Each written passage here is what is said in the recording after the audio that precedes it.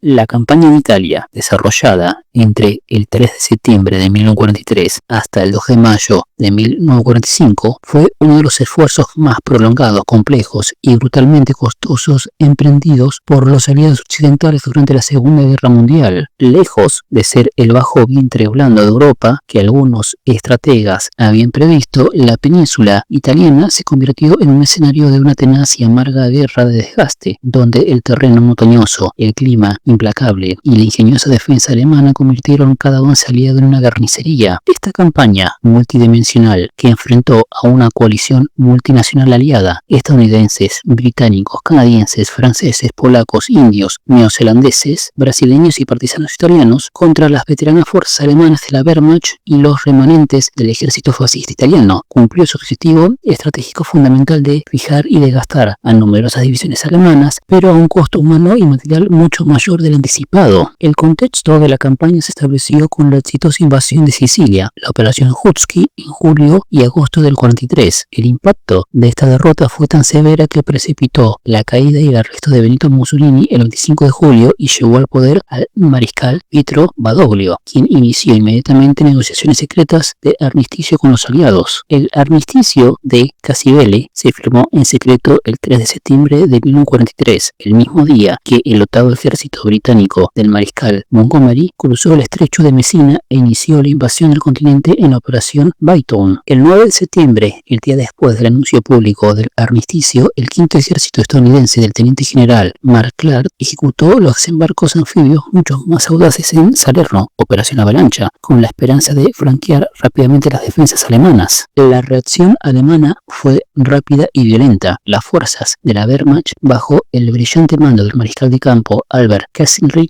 implementaron de inmediato la operación Aschet, desarmando y capturando a más de 600.000 soldados italianos y lanzaron un feroz contraataque en Salerno, que casi logró arrojar a los aliados al mar, siendo contenido solo por un masivo apoyo de artillería naval y aérea. Este inicio estableció el tono de toda la campaña, un avance aliado lento y sangriento a través de una serie de formidables líneas defensivas alemanas construidas con maestría a lo largo de numerosos ríos y cadenas montañosas que atraviesan la península. La primera y más famosa de estas fue la línea Gustav, que cruzaba Italia de costa a costa y cuyo punto de anclaje era el antiguo monasterio benedictino de Monte Cassino. La batalla por Cassino se convirtió en un símbolo de la campaña. 4 asaltos masivos entre enero y mayo de 1944 que involucraron a tropas de docenas de naciones, combates casa por casa en la ciudad devastada y un controversial bombardeo aéreo que redujo al monasterio de escombros. Las pérdidas fueron atroces y la línea solo fue rota finalmente por una audaz maniobra de flanqueo. Paralelamente, en un intento de romper el estancamiento, los aliados desembarcaron 2 divisiones anfibias en Anzio, la operación Schindler,